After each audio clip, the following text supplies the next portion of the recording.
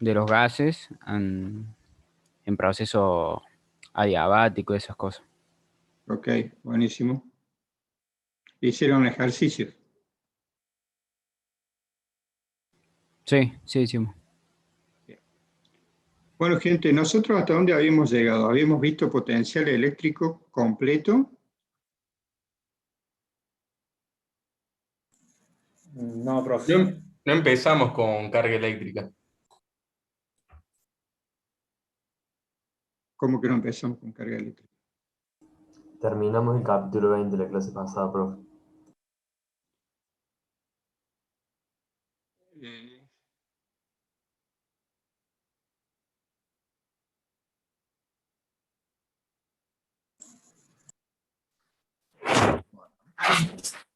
Eh, la semana pasada terminamos con entropía. Profe, yo Sí, tengo hasta ahí anotado que quedamos. vimos hasta la forma Clausius de la segunda ley. Bien.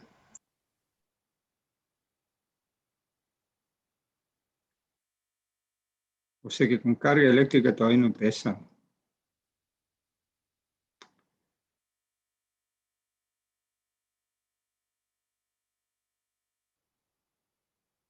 Ok.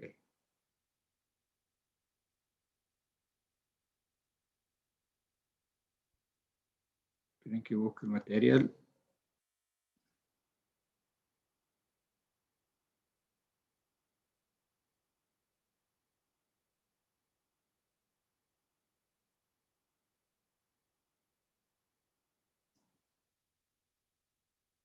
Bueno, entonces vamos a empezar con carga eléctrica. Tengo un curso cuatrimestral los lunes a la tarde y en ese sí vamos ya por la parte de electricidad.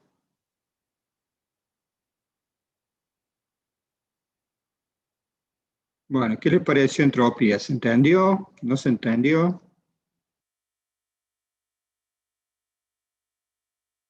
¿Cómo anduvieron con eso? Sí, profe, se entendió todo, entropía. Bien, buenísimo. ¿Podría dar un repaso general? Vamos a hacer lo siguiente. Yo les propongo lo siguiente. Cuando se acerque la fecha parcial más tirando a junio, después que ustedes hayan repasado todo el material, hacemos un repaso de todos los temas. ¿Qué les parece? Más cuando se acerque el parcial teórico. Sí, profe, genial. Sí, ¿Qué les profe, parece? sería genial hacer eso. Bien. Entonces, de esa manera, ustedes ya vienen con preguntas más concretas, porque son dudas que surgen de la preparación de los temas y todo eso, y es más fácil, le va a ser más útil para ustedes. Muy bien, acá ya encontré el material, listo. Damos ingreso, tengo gente en sala de espera, ahí está.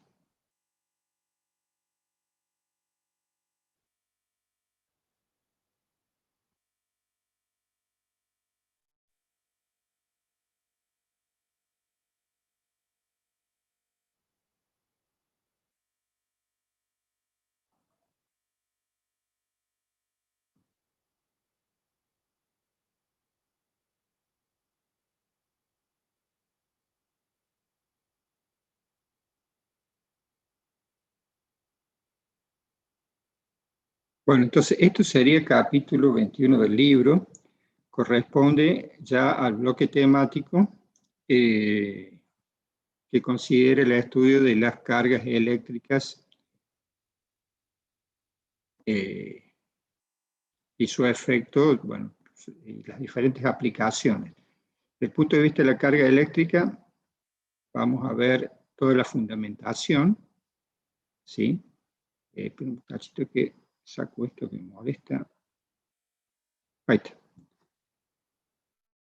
Bueno, como para ubicarnos, nosotros hemos visto hasta ahora lo que es temperatura, calor y las leyes de la termodinámica, ¿sí? Hicimos un recorrido por los fenómenos relacionados, o los fenómenos que tienen que ver con el principio de funcionamiento de las máquinas térmicas, en donde tuvimos que hacer el estudio. Para poder hacer el estudio del rendimiento de las máquinas térmicas, primero tuvimos que hacer un estudio base del comportamiento, o estudiar las leyes básicas que rigen el comportamiento de los gases, ¿sí? Bueno, ahora el bloque temático es totalmente diferente.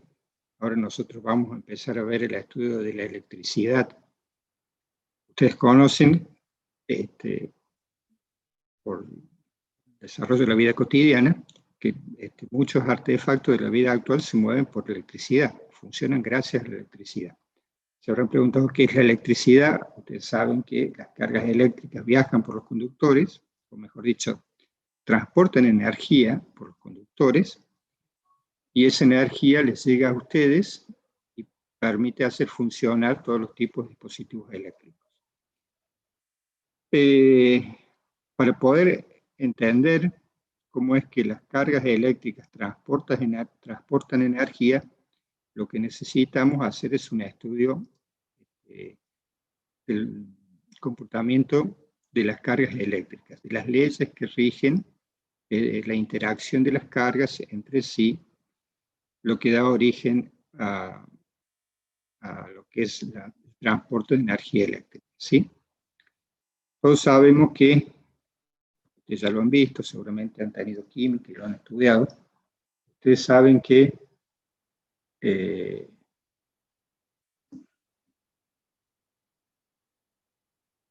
la materia está compuesta por átomos. Los átomos están compuestos tienen un núcleo, ¿sí? En el núcleo hay lo que se conoce como protones y neutrones, cargas. Los protones tienen cargas eléctricas positivas, los neutrones no tienen carga. El núcleo está concentrado la mayor parte de la carga eléctrica, de la masa, digo, y en torno al núcleo, formando orbitales, tenemos distribuidos los electrones que tienen cargas eléctricas negativas, ¿sí? Los electrones, digamos, están en torno al núcleo. Esta carga eléctrica negativa hace que interactúen con los protones que tienen carga eléctrica positivas, de tal forma que entre protones y electrones se atraen. Surgen algunas preguntas, como por ejemplo, ¿cómo puede ser que los electrones con cargas eléctricas negativas no colapsen en el núcleo que tiene carga eléctrica positiva? Hay un estado de estabilidad que hace que los electrones se mantengan en sus niveles energéticos, por decirlo así, en torno al núcleo. Bueno, lo que nos interesa saber nosotros ahora es definir un poco estas interacciones entre las cargas eléctricas, y a fin de poner en evidencia desde el punto de vista macroscópico qué pasa con la materia. Acá hay una imagen, dice: el agua hace posible la vida, las células de nuestro cuerpo no podrían funcionar sin el agua, donde se disuelven las moléculas biológicas esenciales. ¿Qué propiedades eléctricas del agua la hacen tan buen solvente? Bueno, eso lo podrán responder ustedes al término del capítulo. Nosotros vamos a hacer un recorrido rápido. Tengo entendido que ya han visto química. Entonces, ya la materia a este nivel tienen los conceptos. ¿Es así? Sí, profe. Sí, bien. Bueno, entonces, dijimos, la materia está compuesta por átomos, los átomos por protones, neutrones y electrones, y los que tienen cargas eléctricas, que tienen esta propiedad de atraerse o repelerse entre sí, son los electrones y protones, y sabemos que cargas de igual signo se repelen, cargas de signos opuestos se atraen, ¿sí? fenómenos asociados a la observación desde el punto de vista macroscópico de esta situación. Lo podemos analizar aquí en este dibujito, si ustedes ven, hay dos varillas de plástico. A una varilla de plástico se la pasa por una piel, de tal manera que, bueno, dos varillas en este caso, de tal manera que esas varillas quedan cargadas negativamente. Gente, ¿qué significa que un átomo esté ionizado negativamente? Que absorbió electrones. Que absorbió electrones, exactamente. Entonces, en este caso, la piel cedió electrones y las capas superficiales del plástico han absorbido esos electrones. Que este material de plástico esté ionizado significa que el número de electrones que tienen los átomos de las capas superiores son mayores al número de protones de los núcleos de esos átomos, ¿sí? Por ende, se produce un desequilibrio y decimos que ese átomo se ha ionizado, ¿sí? Tiene más cargas negativas que positivas. Recordemos que en sus estados neutros, los átomos tienen igual número de cargas positivas que negativas. Dependiendo del tipo de sustancia que exista, va a ser la cantidad de que estemos hablando, va a ser la cantidad de cargas, la cantidad de electrones y protones que tenga. Profe, Diga. ¿de qué depende que un material quede cargado negativa o positivamente cuando tiene fricción contra otro? Y bueno, a ver, hay fuerzas de interacción, digamos, hay configuraciones atómicas para cada tipo de sustancia que hacen que esta sustancia esté en un estado estable, energéticamente hablando, cuando sus electrones están en ciertos niveles energéticos. Cuando alteramos por algún medio externo el nivel energético de esos electrones, ¿sí?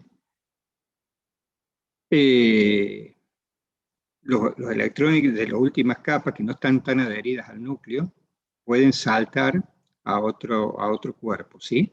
O podemos sumarle energía. Pero ahí hay una competencia entre las fuerzas que hacen al núcleo, las fuerzas nucleares que mantienen unidas al núcleo y a los electrones, compiten con las fuerzas electrostáticas, las fuerzas de atracción entre las cargas eléctricas. Esa competencia entre las fuerzas de interacción hacen que los electrones puedan pasar de una órbita energética, por decirlo así, un estado energético, a otro, o salir de ese átomo, ¿sí? O ese átomo puede incorporar electrones. Pero esto tiene que ver con el tipo de sustancia, ¿sí? Y el tipo de sustancia del otro cuerpo que puede ceder o ganar electrones, ¿sí? Pero básicamente estamos hablando de una competencia entre las fuerzas nucleares y entre la fuerza electrostática. No sé si quedó claro.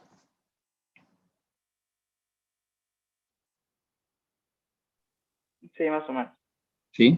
Bueno, yo no sé en química, pues hablo donde estoy parado, nada más.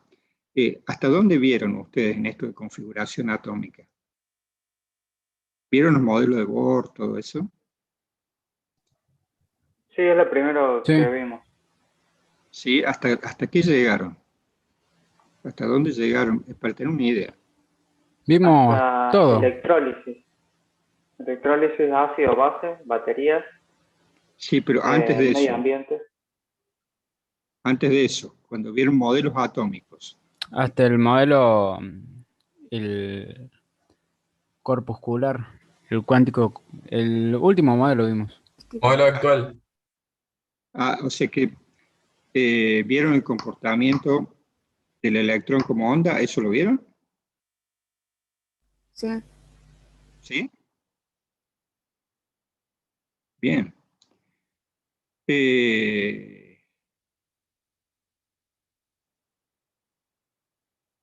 Bueno, eso me da una idea a mí para poder explicar un poquito mejor esto. Cuando ustedes vieron el modelo de Bohr, ustedes vieron que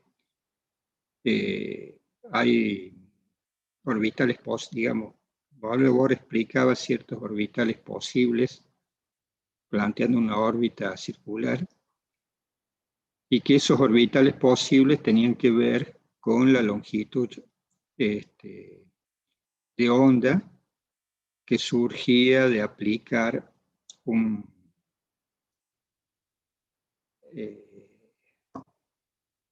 de tomar a la luz, de tomar a los electrones como si fuera una onda, ¿sí? Esto tiene que ver con algo que no sé si lo han visto, que se llama onda de de Broglie. Cuando se ve la onda de Broglie, se toma el electrón como si fuera no una partícula, sino como una onda. Cuando se lo analiza el electrón desde este punto de vista, las órbitas estables de los átomos son coincidentes con una longitud de onda de de Broglie, ¿sí? Con n longitudes de ondas enteras de de Broglie. Entonces, esto daba la fundamentación del modelo, digamos, de la base para consensuar el modelo de las órbitas estables de los electrones, considerando, o de los átomos, considerando a los electrones en su condición cuántica, ¿sí?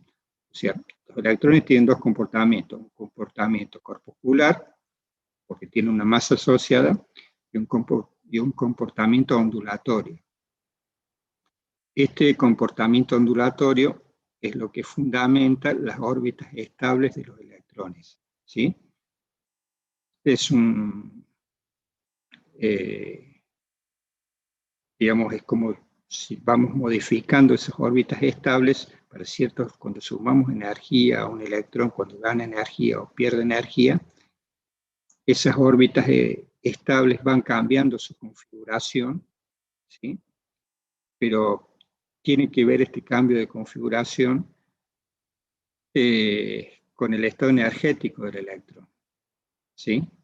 Si tiene más energía el electrón, tiene otra longitud de onda, lo cual se asocia al núcleo, permitiendo describir otro orbital. Eso más o menos fundamentaría desde este punto de vista lo que me preguntabas.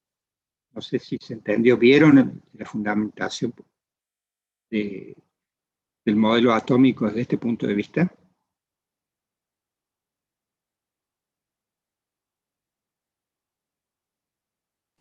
Sí, profe. ¿Sí? Bueno, gente, entonces, esto lo vamos a pasar rápido porque he visto que ustedes ya han visto la parte química, toda la cuestión atómica, para llegar a las leyes que describen la interacción entre las cargas eléctricas. Bueno,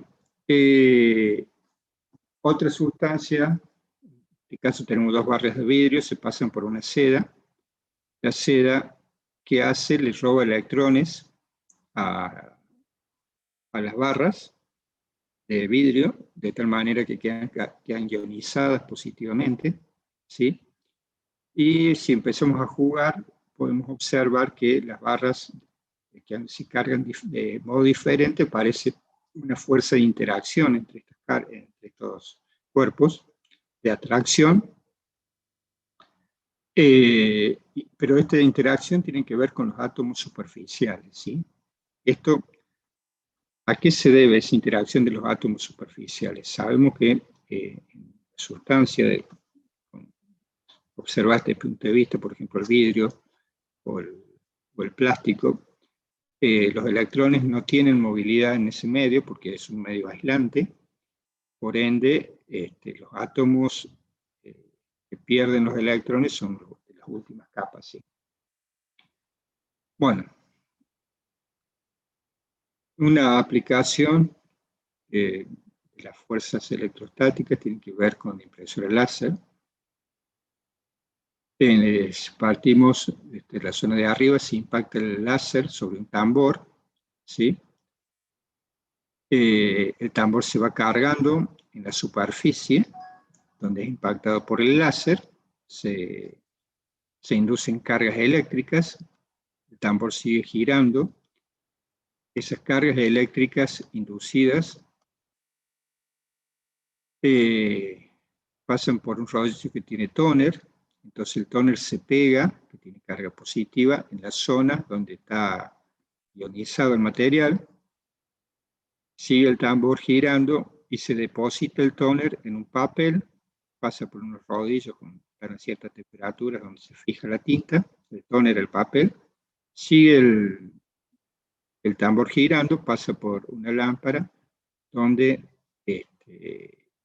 deja neutro a esa superficie del tambor. Esto sería el funcionamiento básico de la impresora láser. Bueno, algo de la descripción del átomo,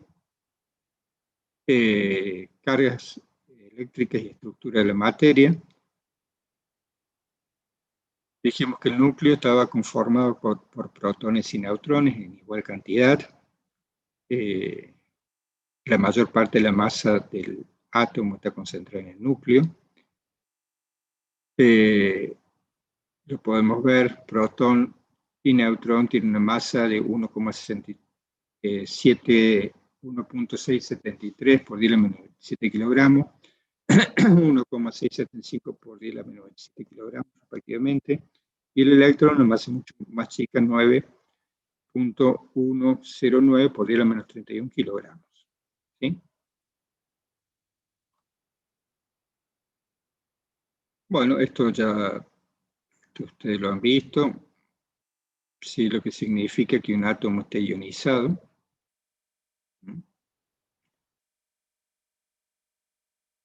Bueno, desde el punto de vista eléctrico, lo que nos interesa a nosotros. La carga eléctrica se conserva. ¿Qué quiere decir esto?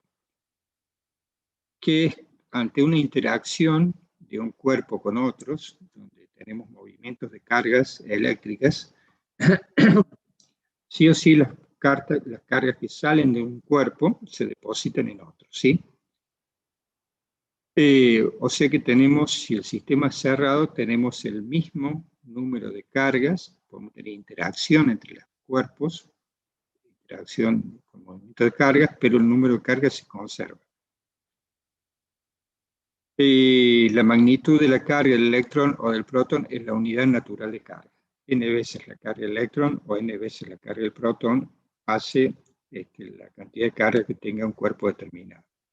Cuando nosotros hablamos de interacción entre los cuerpos, cuando ustedes vieron Física 1 y vieron el principio, por ejemplo, de acción y reacción entre los cuerpos, lo que ustedes estaban haciendo es una observación mecánica de esa situación basada en las leyes de Newton. Pero si nosotros usamos una lupa, por decirlo así, empezamos a ver de cerca esa interacción entre los cuerpos, lo que se puede observar es que en realidad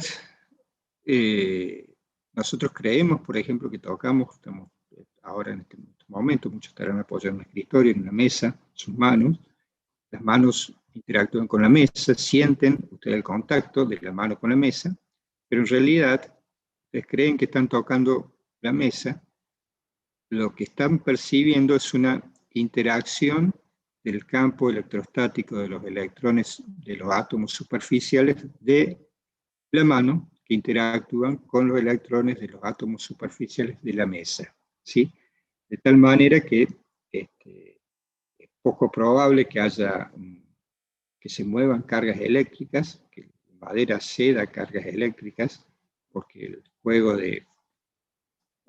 entre digamos, las fuerzas electrostáticas y las atómicas no permiten esta situación, pero los electrones no se llegan a tocar, ¿sí?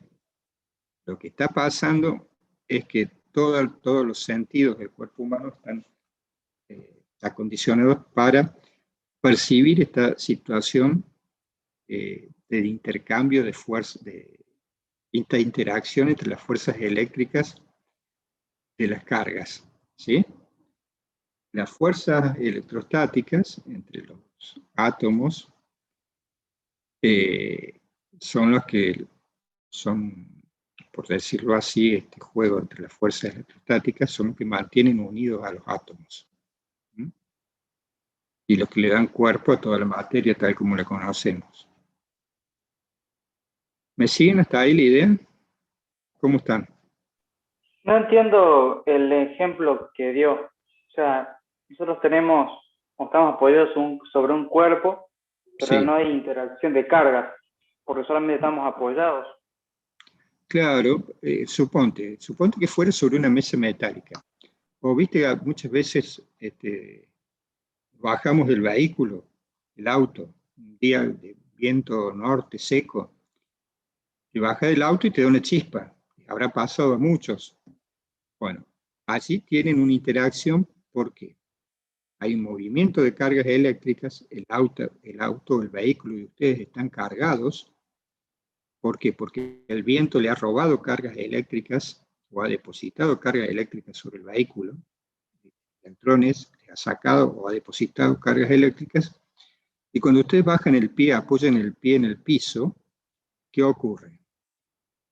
Las cargas eléctricas buscan depositarse en la tierra y usan el cuerpo como conductor. Entonces, ¿qué ocurre? Cuando apoyas la mano en el medio metálico, estás dando posibilidad a que circule una corriente eléctrica. Esas cargas eléctricas que estaban en el auto se van a la tierra, ¿sí? Entonces allí hay un movimiento de cargas eléctricas, porque hay una diferencia potencial, pasaría en escala menor, es lo que pasa con los rayos. Tenemos acumulación de cargas eléctricas en las nubes, aparece una gran diferencia potencial, un gran campo eléctrico. ¿Y qué ocurre? Se produce el movimiento de las cargas eléctricas, ¿sí? Entre la madera y la mano no tenés esa diferencia potencial, ese voltaje, que ya lo vamos a definir después. Entonces no tenés movimientos de carga. Las cargas eléctricas no pasan de la madera a la mano, ¿sí? O sea, los átomos de la madera conservan sus cargas y los de la mano también. ¿Quedó entendido con estos ejemplos? Pero si yo moviese la mano sobre la mesa, ¿pasaría algo o no? ¿Y si es fricción? Lo que pasa es que se tendría que dar la situación de que coincidan, ¿sí? En ese momento, la fuerza atómica de los átomos de la mano tendrían que tener un nivel energético superior al de la madera para atraer los electrones del cuerpo vecino, ¿sí? Si no se da esta condición, no los atrae, ¿sí? Pero suponte, cuando vas caminando por algún tipo de piso, con zapatos de goma, ustedes habrán notado que en el súper llevan el carrito, con determinado tipo de calzado y también con un clima seco, se producen cargas eléctricas en los zapatos, o sea, entre determinado tipo de sustancias se da esta posibilidad de que se roben las cargas, de que exista, que se carguen los cuerpos por algo que llamamos inducción eléctrica, ¿sí? Que ya lo vamos a ver en un ratito. Entonces, en ese caso sí, hay una interacción, pasan los electrones de un cuerpo a otro. Eso se llama, puede ser, se induzca la carga y después por contacto la carga se deposita en otro cuerpo. Ya tenemos un ejemplo para ver. Pero se tiene que dar esta situación, que el nivel energético de los átomos que están en contacto sean diferentes. Entre la mano y la madera eso no pasa, te lo puedo asegurar. Son de diferentes sustancias. Pero entre un globo y un pedacito de papel sí pasa. Ahí está. Pero, a ver, pero los electrones, aparece fuerza de interacción eléctrica, pero los electrones no pasan de un cuerpo a otro. Los electrones se atraen entre sí. No sé si queda claro. Claro, ¿sí? Por eso el papel se pega a la superficie Ahí del globo está. cuando hace descarga estática. Y no se descarga. Y sigue pegado. Si sigue pegado el papel al globo, ¿qué pasa?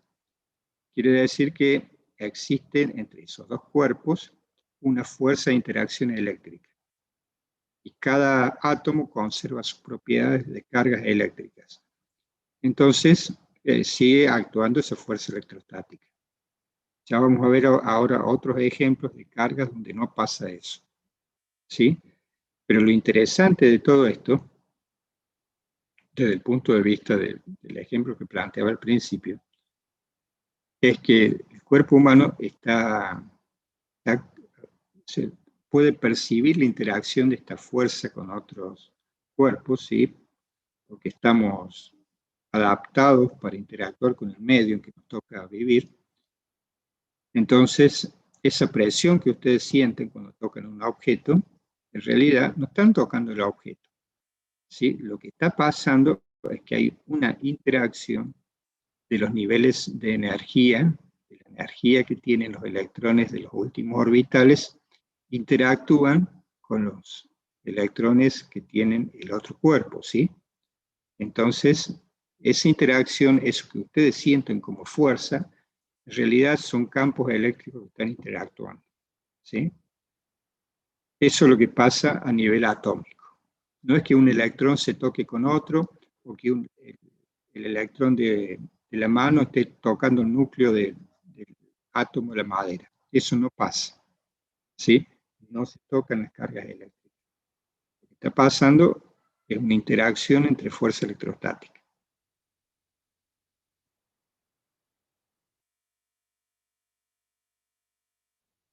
Bueno, ¿qué tenemos aquí? Tenemos una varilla cargada. Aquí estamos definiendo 21.2 conductores aislantes y cargas inducidas.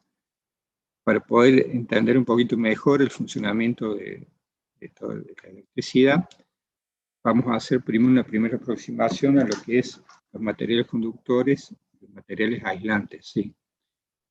Los materiales conductores son aquellos que permiten que las cargas eléctricas se puedan mover entre los átomos de los mismos, ¿sí? Porque hay poca atracción entre los electrones de los últimos orbitales y el núcleo. Hay poca fuerza. Entonces, aplicando un campo eléctrico externo, podemos mover esos electrones. A esos materiales se los llama conductores. A los materiales en los cuales le aplicamos un campo eléctrico grande, una diferencia potencial grande, y no podemos traer sus electrones, los últimos orbitales, a esto les llamamos aislantes, ¿sí? Y entre los buenos conductores y los buenos aislantes, por decirlo así, ¿sí? Tenemos una serie de materiales que tienen diferentes comportamientos eléctricos. Tenemos los semiconductores, ¿sí? Que bajo ciertas condiciones se convierten en conductores. Tienen una alta resistividad, por decirlo así, y bajo ciertas condiciones se convierten en conductores.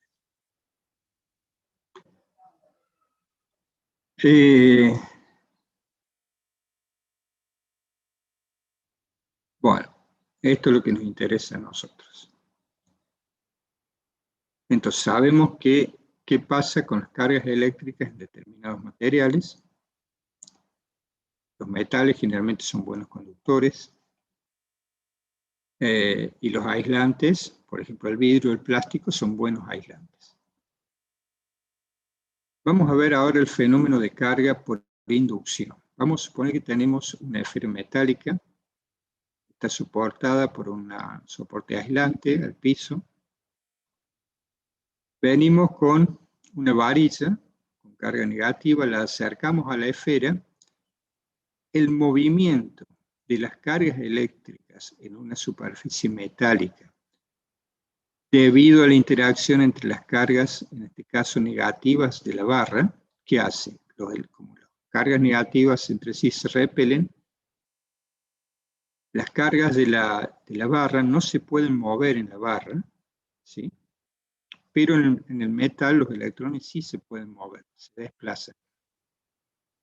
Entonces, cuando acerco la barra, ¿qué pasa? Los electrones buscan alejarse por fuerza electrostática a las zonas más lejanas de la barra.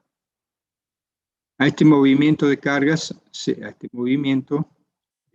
le llama cargas inducidas. Quiere decir que la varilla negativa está induciendo carga a superficie en las cercanías de la misma, ¿sí? Si colocamos un cable en la zona donde tenemos los electrones, fíjense, si colocamos un cable a tierra, estamos dando la posibilidad de que estos electrones migren y se vayan a la Tierra. La Tierra se la considera como un gran suministrador de cargas eléctricas, de electrones, de cargas eléctricas positivas y negativas, ¿sí? Entonces puede proveer tanto cargas positivas como negativas. Se fueron las cargas por el alambre, después sacamos el alambre, ¿sí? Retiro la barra esta de aislante, que tenía cargas negativas. ¿Y qué pasó? Todas las cargas negativas se fueron de la Tierra y la esfera quedó cargada positivamente. A este fenómeno se le llama carga por inducción. Esto es lo que pasa en las nubes, ¿sí? Cuando las nubes por los vientos se agitan y los átomos se van ionizando, llega un momento que la diferencia potencial, el voltaje que hay es tan grande entre las nubes entre sí que puede saltar el arco voltaico. El arco voltaico sería ni más ni menos que un medio conductor por el que viajan las cargas eléctricas, de tal manera que entre las nubes ese relámpago hace que las nubes se descarguen, o entre las nubes y tierra cuando se produce el rayo, ¿sí? Pueden ser por acumulación de cargas negativas o positivas. Ese gran voltaje, ese voltaje tan alto que hay, se descarga a tierra, se forma un medio conductor que es el rayo, el arco voltaico, y se mueven las cargas. Sí, ¿alguien iba a preguntar algo? Yo, profe, ¿cómo se cargan las nubes eléctricamente? Por interacción, se agitan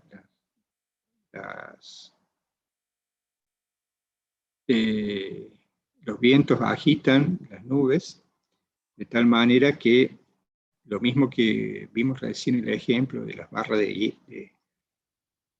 de plástico con la piel o el de vidrio con seda, ¿sí? Como que se van robando cargas eléctricas entre sí por la propia agitación. Esto hace que las nubes, haya zonas de nubes que queden cargadas positivamente y otras zonas de nubes que queden cargadas negativamente, ¿sí? Se cargan con el viento, digamos. Digamos, el viento las agita y esta agitación hace que interactúen y se vayan robando cargas, por hablar, de alguna forma explicarlo, ¿sí? Sí, sí, sí. Entonces, algunas nubes quedan cargadas, quedan ionizadas positivamente, otras negativamente, es las moléculas de agua. Y esto hace que aparezca un gran voltaje, una diferencia potencial muy alta. Todavía no lo hemos definido, pero lo tenemos que nombrar. Y en un momento dado se arme ese arco voltaico, ¿sí? Que es medio conductor porque se produce la descarga. Para que ustedes tengan una idea, la rigidez dieléctrica se le llama el máximo campo eléctrico que puede soportar el vacío o el aire. Estamos hablando aproximadamente de 1000 voltios por milímetros, ¿sí? Ustedes seguramente tienen en sus casas, en la cocina, muchos ya vienen con el encendedor electrónico, ¿sí? Que salta la chispa y enciende el gas. Ustedes imagínense, para que salte esa chispa, estamos hablando de que necesita esa chispa de tener más o menos 4 o 5 milímetros de separación, donde ustedes ven la chispa. O sea que estamos hablando de que tiene 4.000, 5.000 voltios como mínimo para que pueda saltar esa chispa. Ustedes imagínense, para que caiga un rayo, la cantidad de voltios que hacen falta, ¿sí? La energía que se acumula en las nubes es grandísima. Bueno, diga. El hecho de que un material o cierto material quede cargado con cargas positivas o negativas depende de las fuerzas intermoleculares del material 1 y del 2. Si uno tiene fuerzas intermoleculares más grandes que el otro, va a atraer a las cargas negativas. Por lo tanto, el primer material va a quedar cargado con cargas positivas, que sería el ejemplo de la varilla de vidrio y la seda, ¿puede ser? Así es, así es. Y lo contrario un- pasaría con la piel y el plástico. digamos, es una competencia entre fuerzas electrostáticas y fuerzas nucleares que configuran el nivel energético de los átomos, y la competencia entre los niveles energéticos de los átomos hacen que los electrones se vayan de un cuerpo a otro o no. ¿Sí? Eso sería la fundamentación desde el punto de vista de las fuerzas eléctricas, por decirlo así. ¿Sí?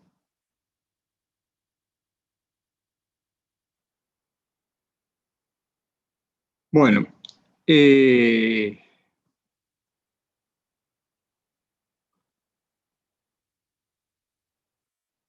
gente, en el caso del papel, por ejemplo, fuerzas eléctricas en objetos sin carga, ¿sí? De por sí el papel no tiene cargas eléctricas. Cuando ustedes seguramente han hecho esta prueba, se pasa el peine por el cabello un día seco, después el peine o la regla o lo que sea atrae el pedazo de papel.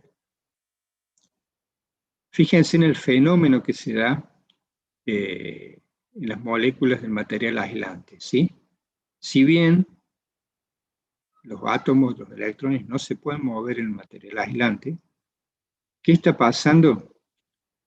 Las moléculas de este material se orientan. A esta orientación de las moléculas se le llama polarización. Entonces, esta orientación, donde las cargas eléctricas negativas y las positivas tienen una orientación, quedan todas en este caso las positivas hacia arriba y las negativas hacia abajo. Este fenómeno hace que este papelito aparezca una carga eléctrica superficial, ¿sí? Aquí, si el peine tiene cargas positivas, la orientación de las moléculas, la orientación de los electrones en las moléculas es diferente, dependiendo del tipo de acción externa, ¿sí?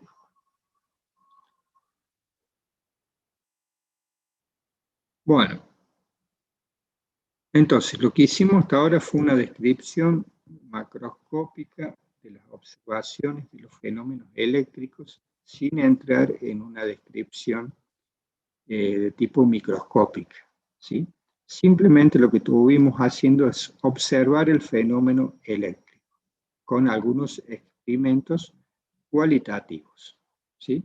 Que ponen de manifiesto la naturaleza eléctrica de la materia. Bueno, lo que vamos a hacer ahora es ver la ley de Coulomb. La ley de Coulomb permite ya establecer o cuantificar la magnitud de las fuerzas entre las partículas eléctricas, entre las cargas eléctricas. La ley de Coulomb dice la magnitud de las fuerzas eléctricas entre dos cargas puntuales es directamente proporcional al producto de las cargas e inversamente proporcional al cuadrado de la distancia de las mismas. Bueno, fue Coulomb que logró establecer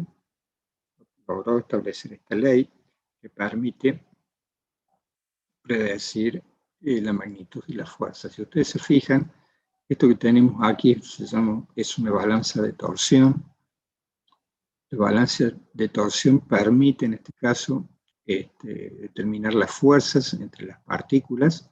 Esto es un hilo o una fibra de torsión, es como si fuera un resorte espiralado. Si ustedes vieron que en los resortes lineales la fuerza era directamente proporcional a la elongación, F igual a K por X, ¿sí? En este tipo de resortes espiralados, en este caso esta fibra de torsión, la fuerza va a ser igual a también un coeficiente K, pero por el ángulo, ¿sí? Es proporcional, la fuerza es proporcional al ángulo en que esto se va a desviar. Entonces, las fuerzas eléctricas que hacen, atraen o repelen, dependiendo del tipo de carga que se coloque aquí como para muestrear. Tenemos dos esferas cargadas positivamente Y cuando se produce la interacción entre las cargas eléctricas, estas esferas o se atraen o se repelen, y esa fuerza se mide en esta balanza de torsión. Acá tenemos la escala graduada, ¿sí?, para medir esa fuerza. A través de este dispositivo, Coulomb logró establecer que las fuerzas, bueno, entre las partículas, aplicando principios de acción y reacción entre las cargas eléctricas, esto es para cargas puntuales, tienen la misma magnitud de igual signo, si las cargas son de igual signo, la fuerza es de repulsión, y las fuerzas de interacción entre cada cuerpo son las mismas, ¿sí? O sea, F2 es la fuerza que, F2 sobre 1, fíjense, es la fuerza que hace la carga 2 sobre la carga 1, y F1 sobre 2 es la fuerza que hace la carga 1 sobre la carga 2. La magnitud de F1 y F2, el valor absoluto es el mismo, ¿sí? ¿Qué cambia? Que están aplicadas a diferentes cuerpos, tienen igual dirección y diferentes sentidos, ¿sí? Entonces estamos aplicando el principio de acción y reacción para fundamentar que estamos hablando de la misma magnitud de las fuerzas.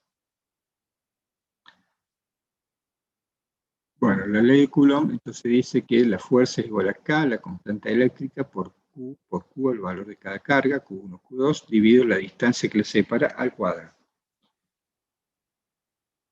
K tiene un valor de 9, aproximadamente 9 por 10 a la 9 newton por metro cuadrado sobre Coulomb cuadrado. Esto es 1 sobre 4 pi epsilon 0, donde epsilon 0 es una de las constantes universales, y es lo que se conoce como permitividad del vacío, ¿sí?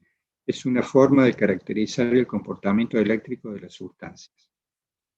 Entonces en el vacío tenemos esta propiedad, 8,854 por 10⁻12 Coulomb cuadrado sobre Newton metro cuadrado. En otros materiales dieléctricos este valor va cambiando, ¿sí? Esto básicamente tiene que ver con que dependiendo del medio, la fuerza eléctrica se intensifica o se debilita. A través de este coeficiente lo estamos cuantificando a eso. Bueno, valor conocido de la carga del electrón, 1,6 por 10 a la menos 19 Coulomb.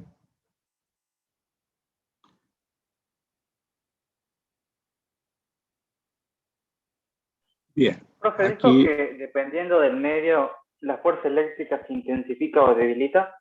exactamente. Sí. Esto ya cuando veamos en el vacío, tenemos este valor, esta constante K, dependiendo del medio donde se encuentren las cargas eléctricas, puede cambiar su valor. Si cambia el valor de K, fíjense en que se modifica desde la ecuación. Acá estamos considerando las cargas en el vacío, porque estamos usando epsilon 0. Si fuera otro valor de E, se está modificando el valor de la fuerza, ¿sí? La fuerza eléctrica entre las cargas. Claro, E puede ser del vacío, del aire, del agua. Sí, o suponte nosotros vamos a ver cuando veamos capacitores, los medios dieléctricos que se utilizan para separar las placas eléctricas en la construcción de capacitores, ¿sí? Cuando se colocan estos dieléctricos, por ejemplo, un campo eléctrico en el papel, la fuerza eléctrica va a ser diferente dependiendo ese medio, ¿sí? Entonces, esto es una forma de cuantificarla a través de ese coeficiente.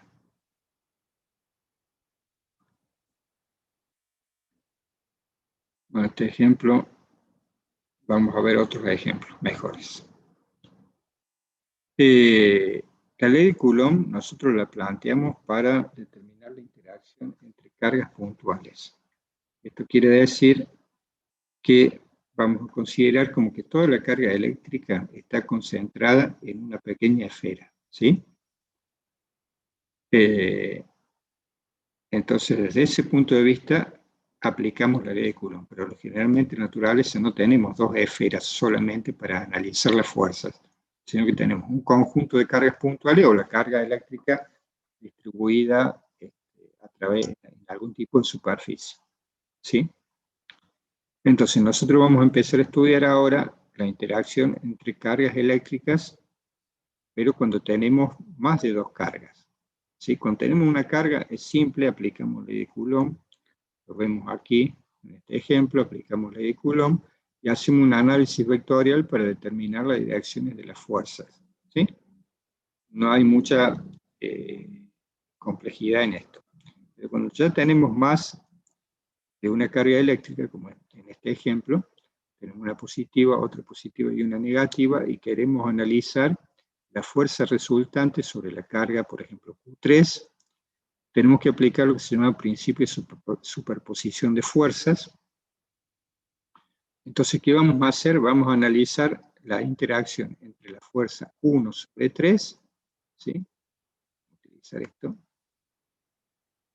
Interacción de 1 sobre 3, fuerza que ejerce la carga 1 sobre la carga 3, aplicamos ley de Coulomb, 1 sobre 4 pi epsilon 0 por Q1 por Q3 sobre R1 cuadrado, y determinamos el valor de la fuerza. ¿Sí? Bueno, ahora hacemos lo mismo, pero lo que vamos a hacer es analizar la interacción de la fuerza 2 sobre 3. Cuando estamos hablando de fuerza 2 sobre 3, estamos hablando de interacción de la fuerza 2, de la carga 2 sobre la carga 3. Aplicamos ley de Coulomb, ¿sí? Y determinamos, bueno, aquí un valor.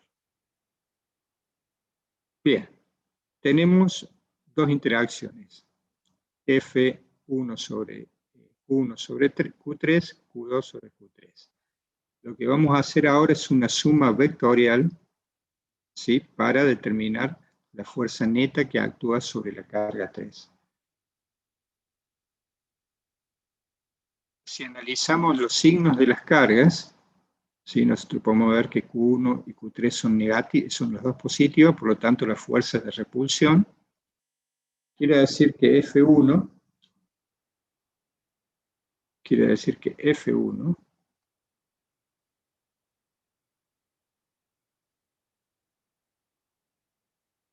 va a tener una dirección en el eje X, que está anotado aquí con el versor Y, con signo negativo, ¿sí? Porque es hacia la izquierda. La fuerza sobre la carga Q3 que hace la carga Q1, entonces es hacia la izquierda en el eje X. Eso, aquí está la notación formal, versor Y negativo. La fuerza F2 sobre 3 es de atracción, quiere decir que es hacia la derecha en el eje X. Acá estamos, versor Y positivo, me da la información de ese vector, ¿sí? Entonces estamos componiendo. La ley de Coulomb a nosotros nos da la magnitud de la fuerza. Haciendo un estudio de la configuración de las cargas en un sistema de referencia, podemos darles su carácter vectorial y hacer la notación vectorial. ¿Qué hacemos ahora? Suma vectorial. F3 va a ser la suma vectorial de F1 más F2. Bueno, hacemos la suma vectorial, tan como ustedes ya lo conocen, y determinamos la fuerza neta que actúa sobre F3 o fuerza resultante, sobre la carga 3. Llamamos F3. ¿Sí? Eso sería aplicar el principio de superposición. Analizamos cada par de cargas. O sea, primero nos paramos para analizar la fuerza sobre una carga. Y después, ¿qué hacemos? Aplicamos ley de Coulomb para cada par de cargas en relación a la carga que queremos analizar, y después hacemos un estudio vectorial para poder determinar la fuerza resultante, en este caso sobre la carga 3.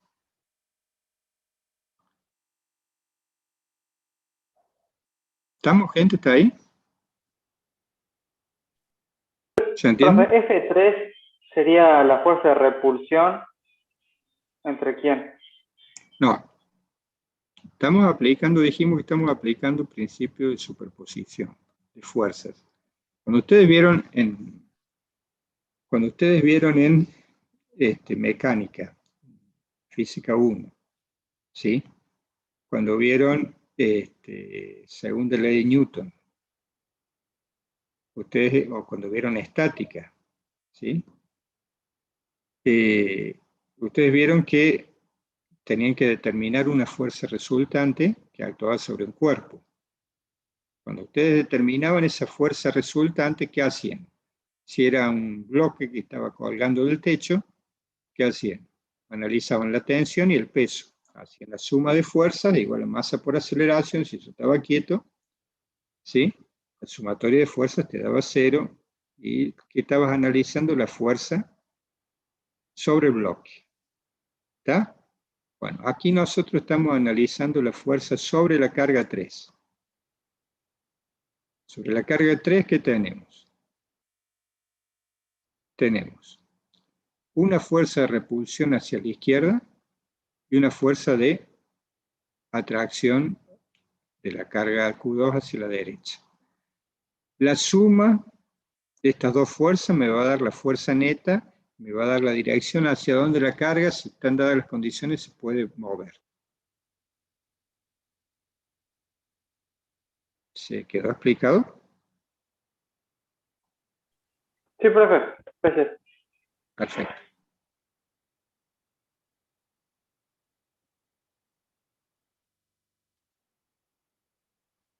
Bueno, aquí tenemos otra configuración de 3 cargas eléctricas. El estudio ahora se hace sobre la carga Q de menos 4 microcoulomb. Que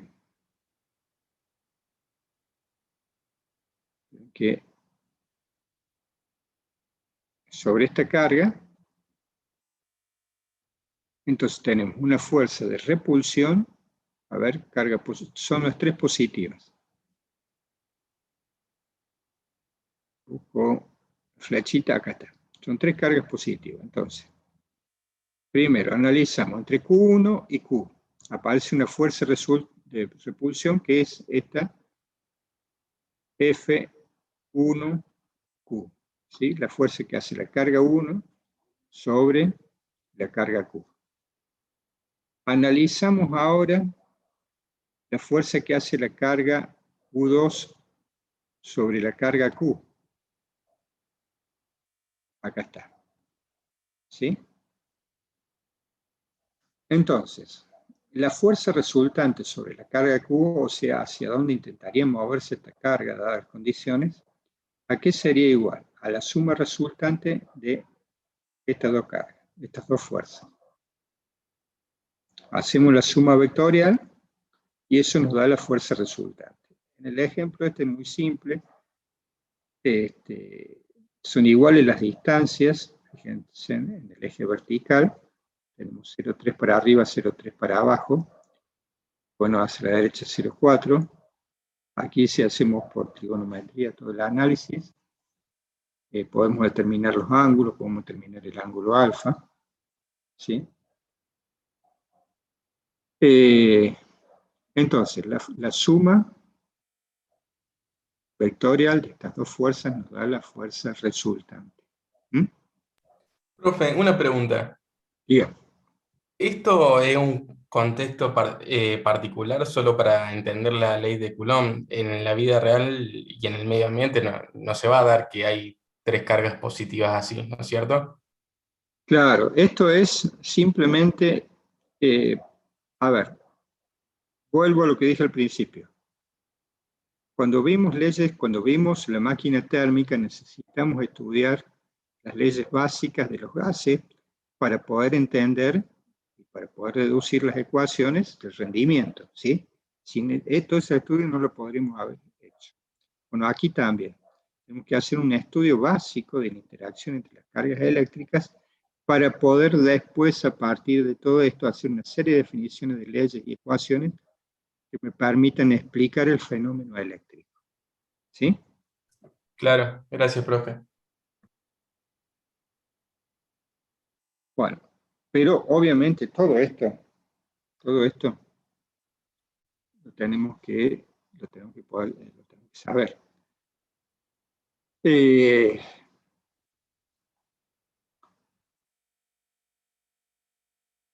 el punto de vista atómico, aunque nosotros el fenómeno eléctrico lo estamos viendo desde el punto de vista de ingeniería, ¿sí?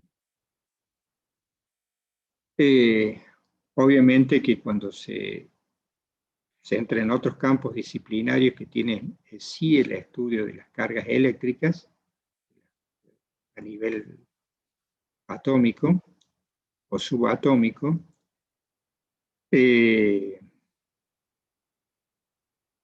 Digamos que ese es el campo de estudio, esta interacción de fuerzas es el campo de estudio. Le doy un ejemplo que tiene que ver con lo que me preguntas.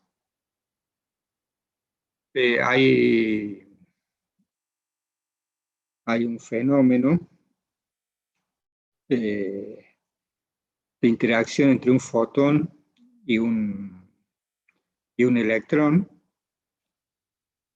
que permite fundamentar la naturaleza, digamos, que permite fundamentar que en ciertas condiciones el fotón tiene una masa asociada. El fotón es hace referencia a la naturaleza corpuscular de la luz. Entonces, este experimento que pone en evidencia esta situación de la masa, de la característica corpuscular del fotón, estudia la interacción de fuerzas entre un fotón y un electrón, y se aplican las leyes que ustedes vieron, las leyes, los principios de la conservación de la cantidad de movimiento en los choques elásticos. ¿Sí? Cuando ustedes definieron cantidad de movimiento, definieron conservación de la cantidad de movimiento en los choques en Física 1, hicieron el análisis para cuerpos, ¿sí? Cuerpos extensos o cuerpos puntuales, y aplicaron las leyes de la conservación de la energía, de la conservación de la cantidad de movimiento, para estudiar el choque. Bueno, ese mismo análisis de fuerzas se aplica para esa situación, ¿sí? Pero obviamente allí tenemos, por decirlo así, dos cargas puntuales que están interactuando, ¿sí? Y ese estudio de esas dos cargas puntuales que están interactuando permiten definir, permitieron fundamentar todo un estudio que tiene que ver con la física de partículas. A los fines nuestros, de la ingeniería, nosotros vemos toda esta fundamentación del estudio de las cargas eléctricas para poder después llegar a lo que es la aplicación en ingeniería de toda la transmisión de energía eléctrica. ¿Sí? Sí, profe, gracias. El efecto al que estoy haciendo referencia, si a alguien le interesa, después lo puede observar, lo puede buscar, se llama efecto Compton.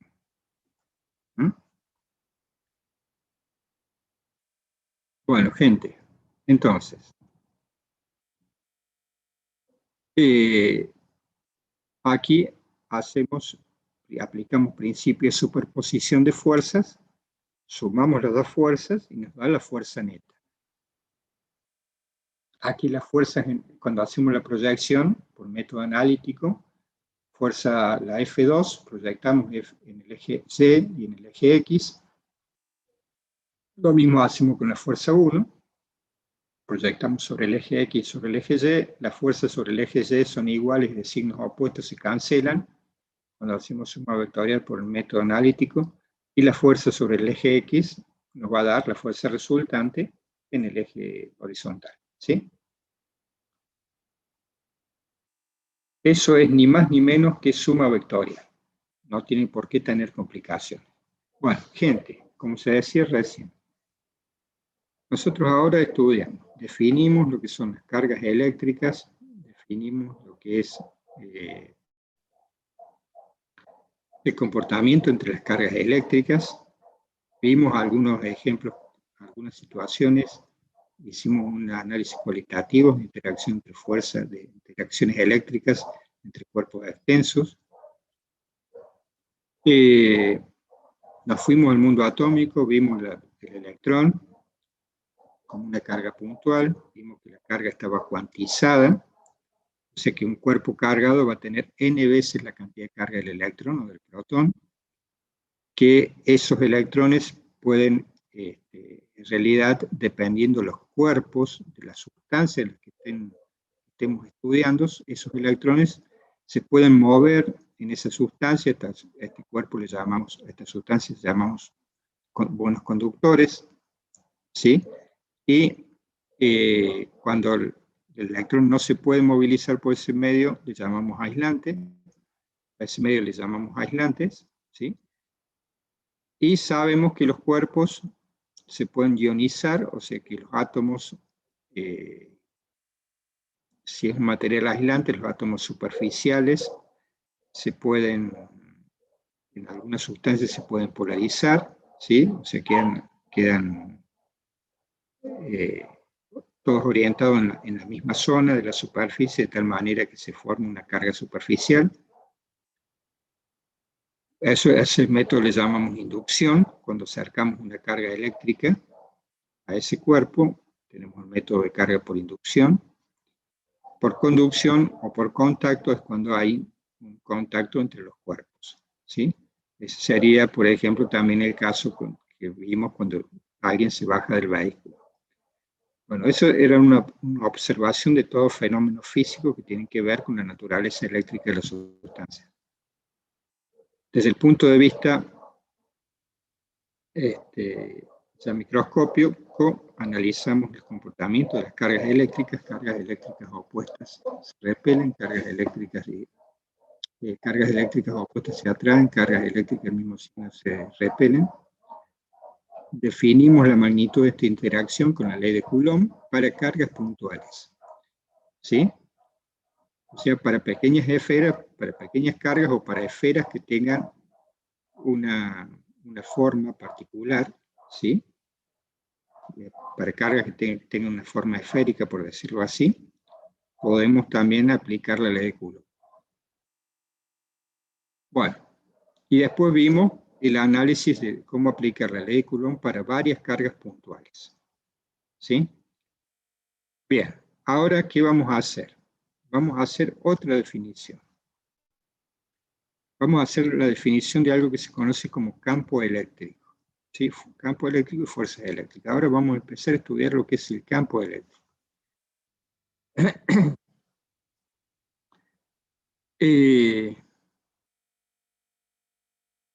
Si lo analizamos con un ejemplo simple, a partir de una carga puntual, tenemos una carga esférica, ¿sí?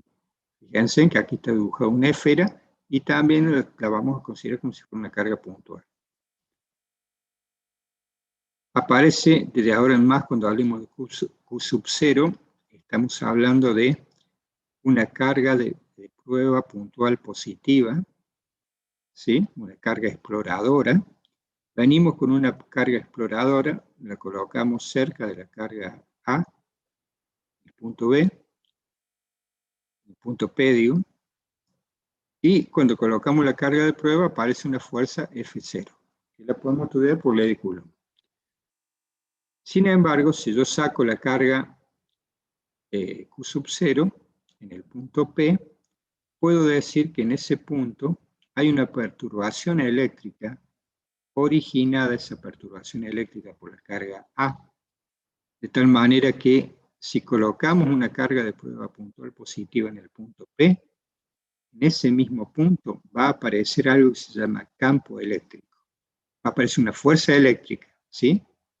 Y la magnitud de la fuerza eléctrica va a ser igual a el campo eléctrico por Q sub 0. O lo que nosotros está escrito aquí es que el campo eléctrico en este punto es igual a la magnitud de la fuerza eléctrica sobre la carga Q sub 0 dividido el valor de dicha carga, ¿sí? Bueno, entonces, ¿qué estamos definiendo aquí? Lo que estamos definiendo es que por más que no tengamos la carga de prueba Q sub 0, en las inmediaciones de una carga eléctrica hay una perturbación que le podemos llamar perturbación eléctrica, de tal manera que si aparece una carga eléctrica en ese punto, sobre la misma aparece una fuerza, ¿sí?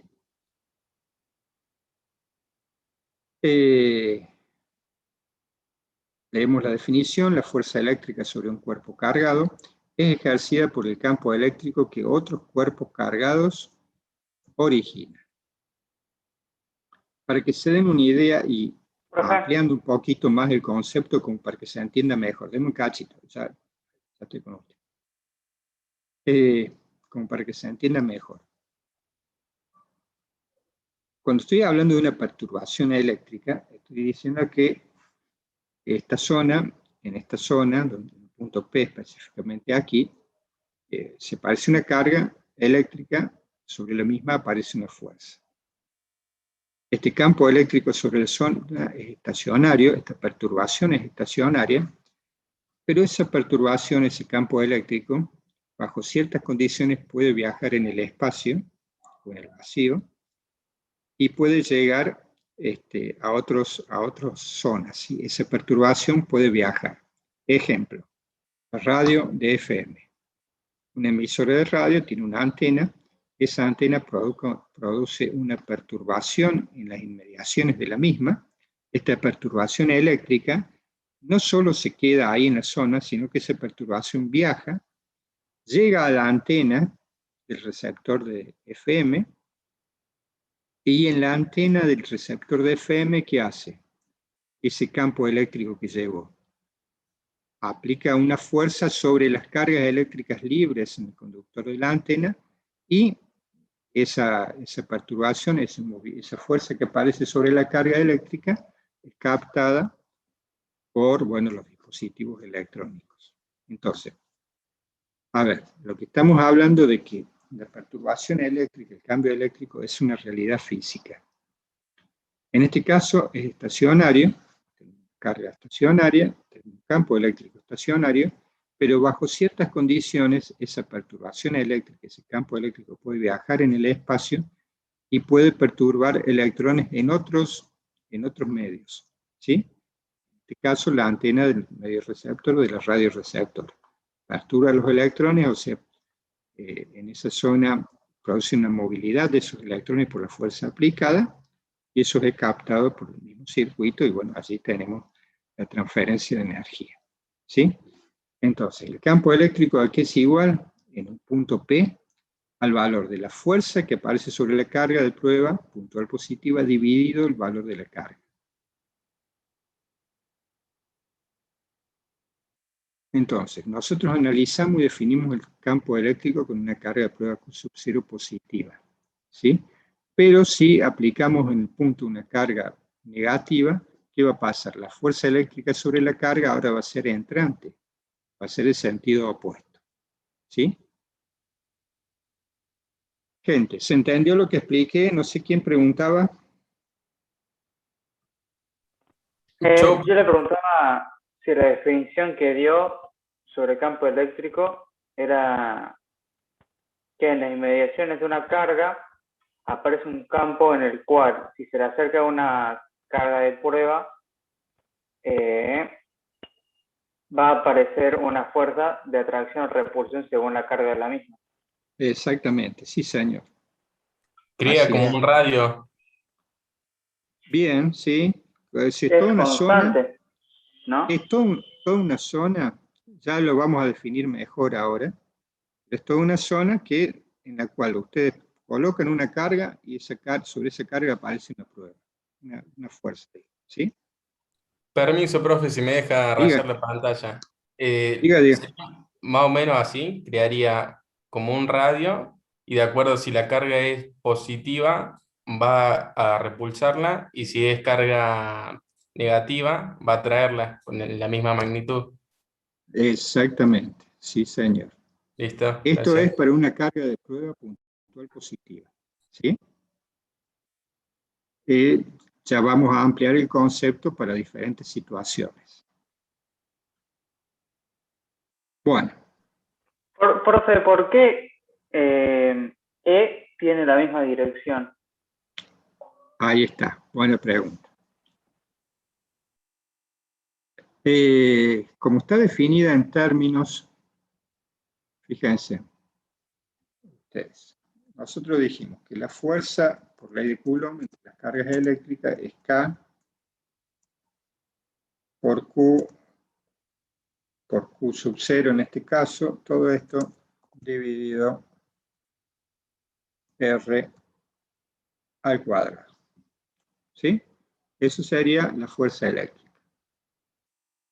Definimos el campo eléctrico como el valor de la fuerza eléctrica dividido Q sub 0. ¿Sí? Quiere decir que el campo eléctrico aquí va a ser igual. K por Q sub 0. Acá voy a hacer dividido Q sub 0 R cuadrado. Hace una línea acá para que se vea mejor. Ahí está. Bueno, cuando simplificamos, fíjate, simplificamos Q sub 0 con Q sub 0. Entonces, ¿qué ocurre? Esto, si la fuerza era de tipo vectorial, ¿sí? Un vector dividido por un escalar, ¿qué nos da?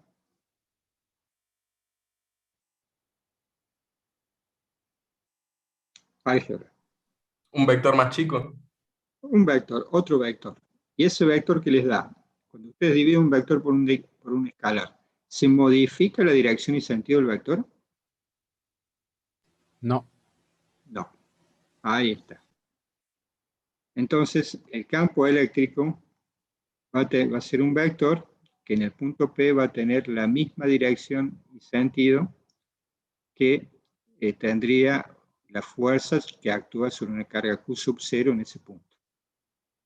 ¿Sí? Entonces, el campo eléctrico aquí es saliente, porque la carga Q sub 0, sobre la carga Q sub 0 aparecería una fuerza eléctrica saliente en el punto P. ¿Sí? Bien, esa sería la explicación. ¿De qué forma hacemos el tratamiento vectorial, entonces, de esta situación?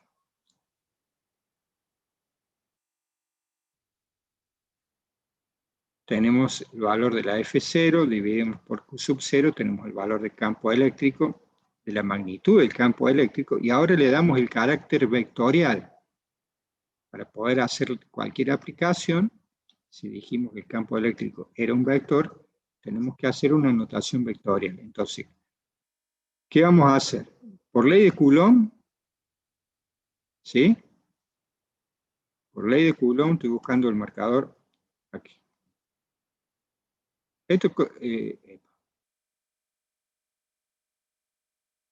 Esto correspondería a la ley de Coulomb. Eso nos da la magnitud de la fuerza. La magnitud de la fuerza multiplicado por el versor unitario me da el carácter vectorial al campo eléctrico. Esta sería la notación formal. ¿Sí? El versor unitario R es un versor que sale de la carga que origina la perturbación y apunta al punto P. Acá está. Ese es el versor unitario. Entonces, eso lo tengo que analizar según el sistema de referencia que tenga.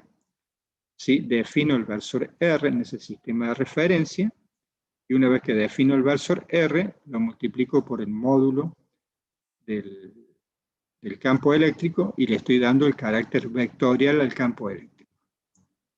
Gente, ¿se entendió? Sí, profe. No, profe. ¿Cuál hace referencia a la distancia entre quien origina el campo eléctrico o la carga principal y la carga de prueba? No, eso es R. Eso es R. R es la magnitud de la distancia. Pero R versor, fíjense en el sombrerito que tiene R, es un versor unitario que a usted le está dando. ¿Se acuerdan lo que era el versor R de álgebra? Es un vector con valor 1. Es un vector valor 1 que tiene dirección y sentido, ¿sí? Entonces, lo que estamos haciendo cuando multiplicamos al versor unitario por la magnitud del campo, no estamos modificando la magnitud, simplemente le estamos dando una dirección y sentido a esa magnitud, ¿sí? ¿Qué es lo que estamos haciendo aquí? Es un versor unitario Le estamos dando la dirección a E, pero no modificamos su cantidad. Y la carga Q es la carga del elemento que le inicia, ¿no? Así es.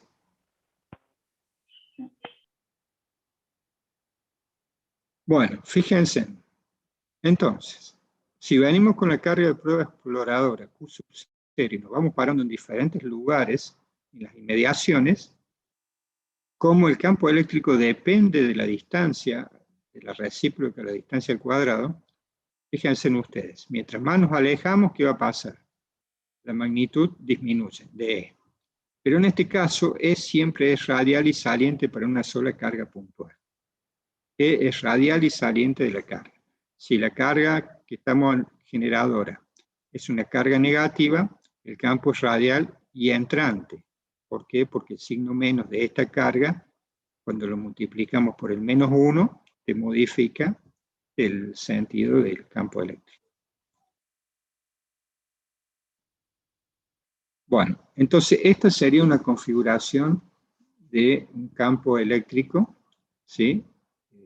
El valor del campo eléctrico, las inmediaciones de una carga puntual generadora positiva y una carga puntual generadora negativa, ¿sí?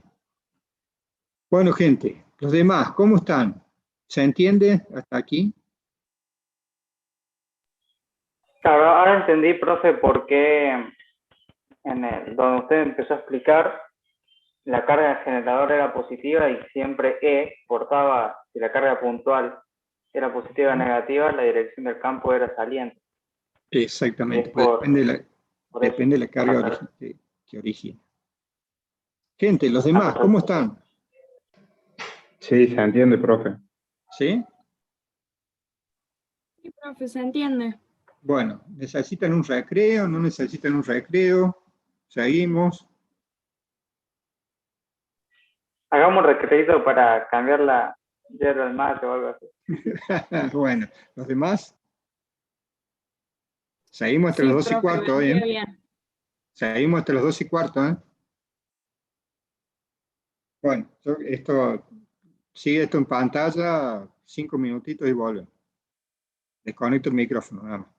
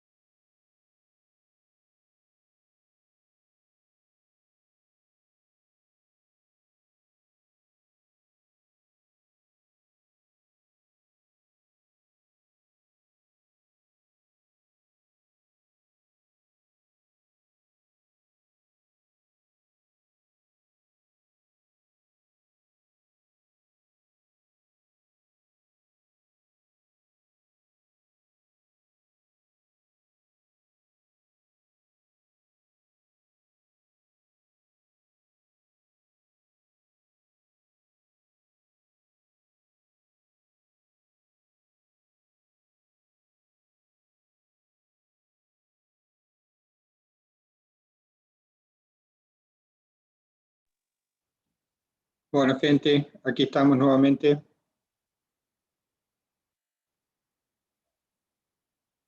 Profe, Diga. o sea, que un campo eléctrico sea entrante o saliente es por la naturaleza de la carga, digamos, que sea positivo o negativo. De la carga generadora. Claro.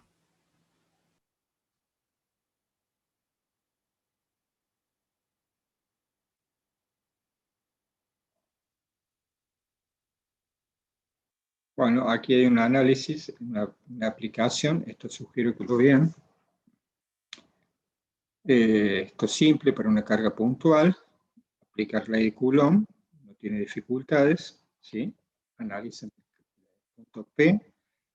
Por geometría, trigonometría, pueden determinar el versor R. Aquí está el ejemplo, ¿sí? Todo detallado, después ustedes lo hacen. ¿Sí? Conociendo los datos a partir del sistema de referencia, está definido el punto P, en base a esa definición del punto P con el origen del sistema de referencia, la carga, colocando la carga Q en el origen del sistema de referencia, determinan el versor R. Una vez que determinan el versor R, ¿qué hacen? Arman la expresión completa del campo eléctrico en el punto con la magnitud del campo eléctrico obtenido por la ley de Coulomb y el versor R obtenido por el análisis geométrico. ¿Sí? Y nos da el vector campo eléctrico, presentado a través de las componentes ¿sí? Versor I, versor J, definiendo cada componente.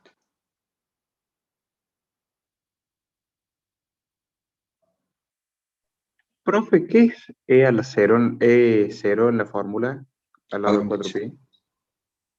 ¿Cómo? ¿Dónde? ¿Acá? Claro, al lado de 4pi.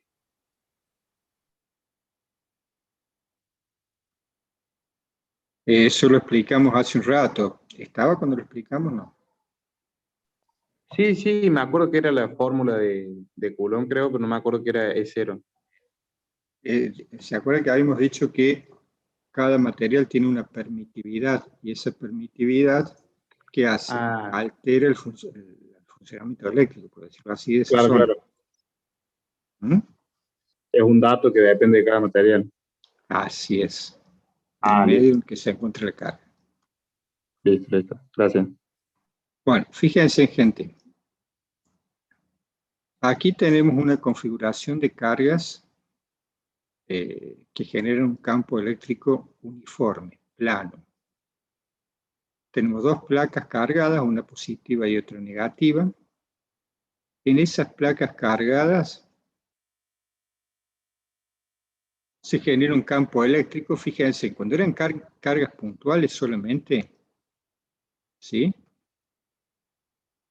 Cuando eran cargas puntuales, el campo eléctrico era radial y saliente en todas las direcciones, para una carga positiva. Cuando tenemos una distribución de cargas continuas, que ya lo vamos a estudiar mejor, el campo eléctrico entre dos placas, ¿sí? Las líneas de campo eléctrico son paralelas entre sí. A esto se le llama campo eléctrico plano.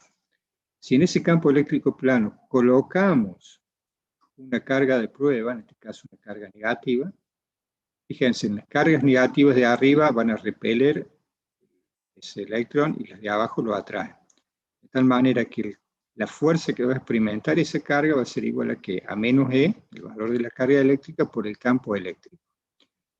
Si en el ejemplo les pide determinar a ver, cuando tenía...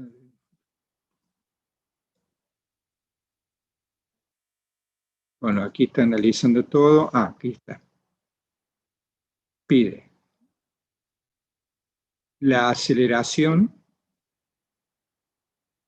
pide la aceleración que va a experimentar ese electrón y la rapidez y energía cinética cuando viajó 1 centímetro. Bueno, entonces, ¿qué les está diciendo? Que a partir de la ley de Coulomb, del campo eléctrico, teniendo el campo eléctrico, apliquen ley de Coulomb para sacar la fuerza. Una vez que determinan la fuerza, ustedes se van a las ecuaciones de cinemática y dinámica y cinemática respectivamente, y a partir de allí obtienen la aceleración, porque conocen la masa del electrón, entonces por ley de Newton pueden conocer la aceleración. Conociendo la aceleración, pueden aplicar las ecuaciones de cinemática y pueden obtener la rapidez que tiene después que viaja 1 centímetro, y la ecuación de dinámica de energía cinética, conociendo la velocidad instantánea en el punto, lo pueden determinar. Bueno, esto es simplemente para ir, un ejemplo que permite ir enlazando temas. Fíjense cómo se va vinculando aquí el estudio de una partícula, se está vinculando.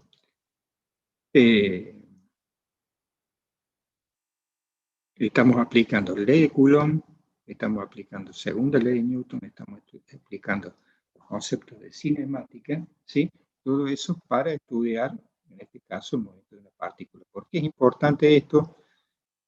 En alguna época, cuando las pantallas no eran planas, estaban los tubos de rayos catódicos, y el tubo de rayos catódicos, la imagen se formaba por el impacto de electrones en un material que tomaba brillo cuando se cargaba de energía, ¿sí? Entonces, ¿qué hacíamos? Se disparaban los electrones en un tubo al vacío. Estos electrones atravesaban un campo eléctrico, se aceleraban, y cuando, dependiendo de la aceleración que tenía, cuando impactaban, entregaban esa energía del choque, y eso producía brillo, ¿sí? Y así se formaba la imagen.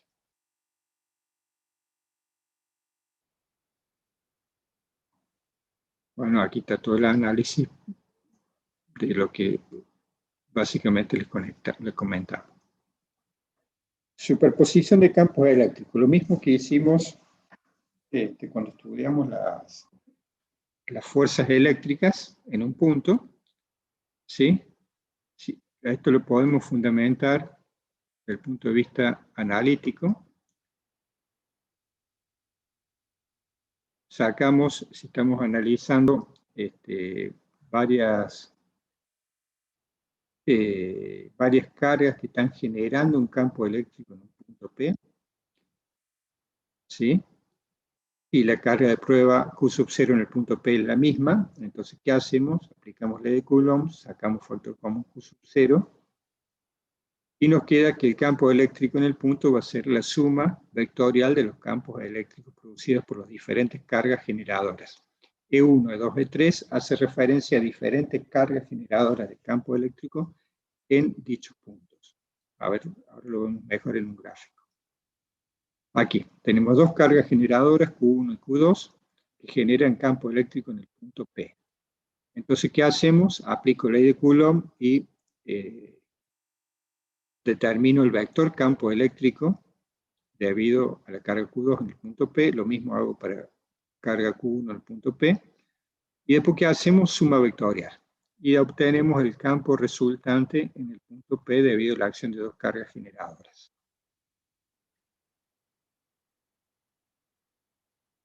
Bueno, gente, hasta aquí, entonces, nosotros estamos estudiando el efecto de cargas puntuales sobre el punto P del espacio y el campo eléctrico resultante. Pero en muchas ocasiones las cargas no están identificadas como cargas puntuales, sino que están distribuidas homogéneamente, ¿sí? Si las cargas están distribuidas en un conductor, vamos a decir que ese conductor, esperen que estoy dando ingreso aquí a alguien, ahí está. Si las cargas están distribuidas en un conductor, voy a decir que ese conductor tiene un parámetro que se llama densidad lineal de carga y que lo vamos a definir con la letra lambda, ¿sí? Si estamos hablando de una superficie, de una placa, vamos a decir que esa placa tiene una densidad de carga superficial y lo vamos a definir con la letra sigma, ¿sí? En el primer caso es Coulomb sobre metro y en el segundo caso es Coulomb sobre metros cuadrados, ¿sí? O bien podemos usar la densidad volumétrica de carga, ¿sí? Y este lo definimos con la letra ρ. sería Coulomb sobre metros cúbicos. Bueno, entonces, estos serían los parámetros que nosotros tenemos para describir una situación donde las cargas están distribuidas a través de una línea, en una superficie o en un volumen. Entonces, estamos de alguna forma con estos parámetros caracterizando esa situación. Bueno, este no. Este ejemplo no lo vamos a ver ahora. Vamos a ver este ejemplo. A ver si tengo, espera un poquito. Ahí está. Veamos este ejemplo primero. 21.9. Veamos este ejemplo primero.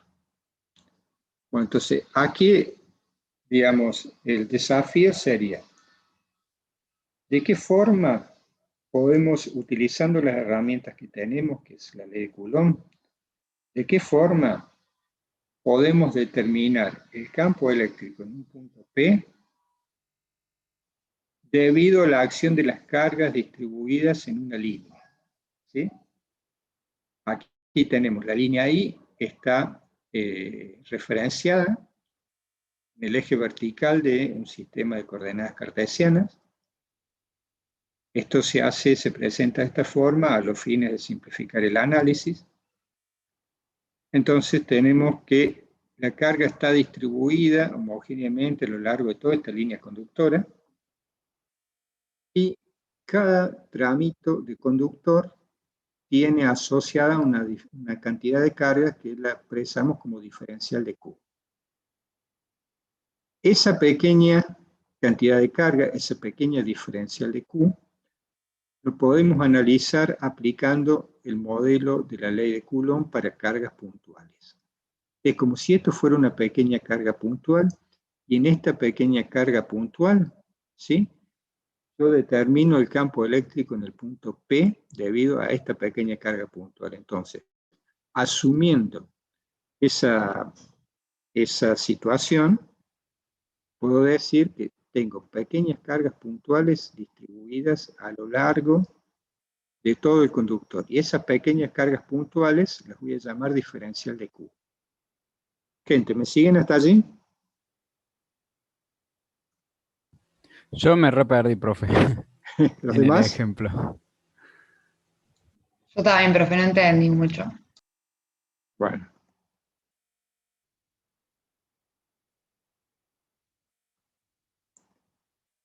A ver.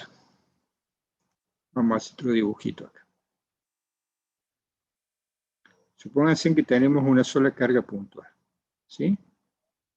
Y tenemos un punto P. Cuando yo quiero determinar el campo eléctrico en el punto P, ¿sí?, para una sola carga puntual Q, ¿qué hacemos?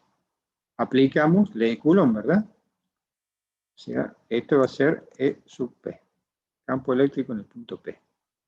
Cuando aplicamos ley de Coulomb, E sub P, campo eléctrico en el punto P, habíamos dicho que era igual a K por Q dividido R cuadrado por el versor R.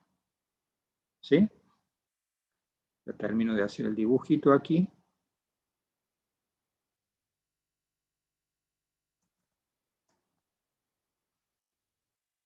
R cuadrado.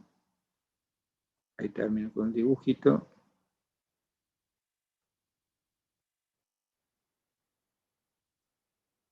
Y le hacemos un sombrerito a este. Eso es lo que vimos recién. Campo eléctrico debido a una carga puntual en el punto P. ¿Estamos de acuerdo con eso? Sí, profe. Sí, profe. ¿Sí? Bien.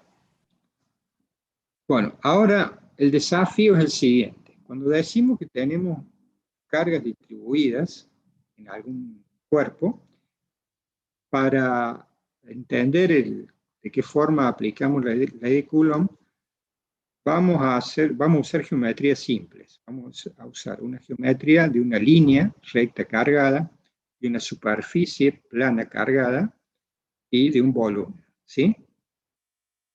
Entonces, vamos a definir esa característica, esa situación la vamos a definir como si toda la carga eléctrica, imagínense que está distribuida homogéneamente por una condición estática a lo largo de toda esta carga, esta línea, tenemos todas las cargas, ese dibujito. Entonces, a lo largo de esta línea, ¿qué digo? Que tengo todas las cargas van a estar distribuidas homogéneamente, separadas a la misma distancia, ¿sí? Acá, bueno, lo dibujamos a lo largo de todo el conductor. ¿Hasta ahí estamos?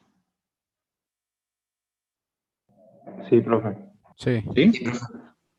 Bueno, ahora la situación es la siguiente. Yo dispongo como herramienta la ley de Coulomb, pero que me permite analizar una sola carga puntual. ¿Sí? Si aplico el principio de superposición, puedo determinar el valor en el punto P. Cambio de color. Puedo determinar el campo eléctrico en el punto P para más de una carga. ¿Sí?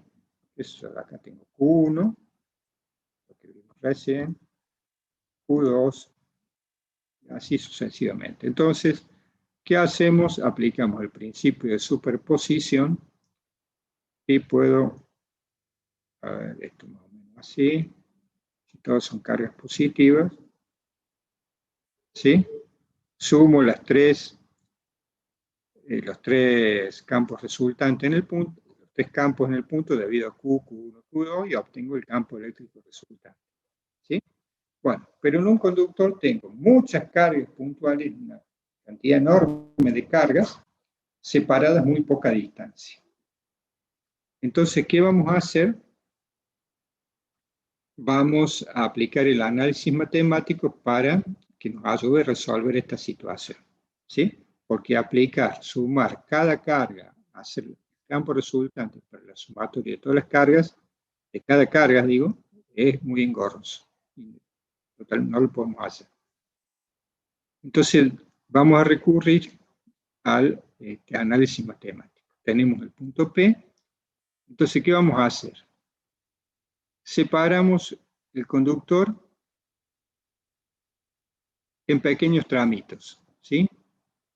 Cada tramito del conductor le voy a llamar un diferencial de I, porque es un conductor largo recto que está en el eje Y. Entonces, un diferencial de distancia, diferencial de I, ¿sí? Este va a ser mi diferencial de I. Va a tener una cierta cantidad de carga que va a ser diferencial de Q, contenida. O sea, en ese tochito de conductor, por decirlo así, imagínense que esto sería ampliado.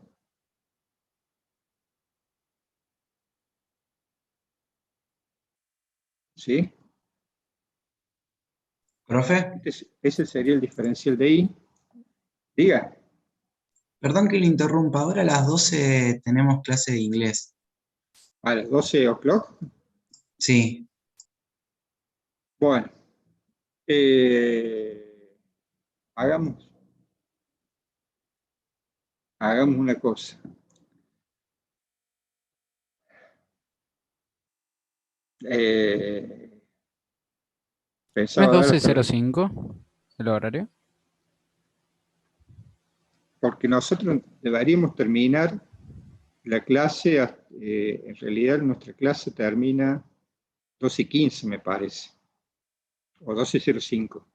12:05 es profe, pero no sé por qué la profe de inglés siempre quiere empezar a las 12. Ya tratamos de hablarlo con ella, pero como que no dio mucha importancia. Bueno, hagamos una cosa, conecten un ratito las cámaras, así queda sentada la asistencia. Terminamos la semana que viene. Hoy el profe, el práctico, ¿a qué hora los dejó salir?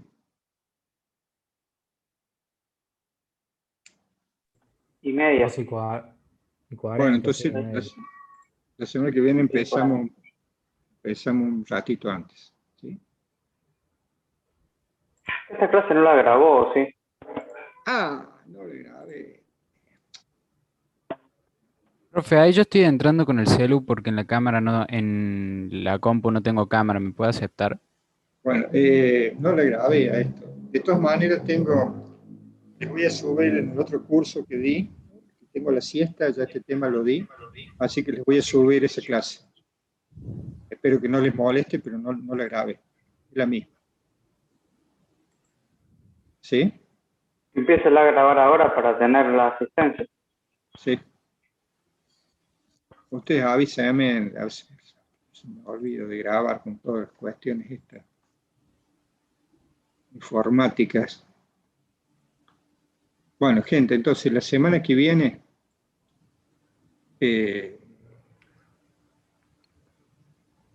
terminamos de explicar esto. ¿Sí? Dejo de compartir, así me parecen todos más grandes. Ahí está. Lo que vimos hasta ahora, más o menos se entendió toda la definición de la parte eléctrica. Una cara de sueño, mira. Sí, hasta ahora sí. Lo último no era tan fácil, pero sí. Bueno. Nosotros nos vamos a estar encontrando entonces el lunes que viene. Los que ya se conectaron, los que ya aprendieron cámara, listo. Se pueden retirarse. Nos vemos la semana que viene. Que anden bien. Gracias. Después les subo todas las clases y les voy a subir la del otro curso que está, que son los mismos temas. ¿Sí? Bárbaro. Chao, profe, gracias. Que anden bien. Chao, profe, gracias. Cuídense, por favor. Chao, profe, gracias. Chau, chau.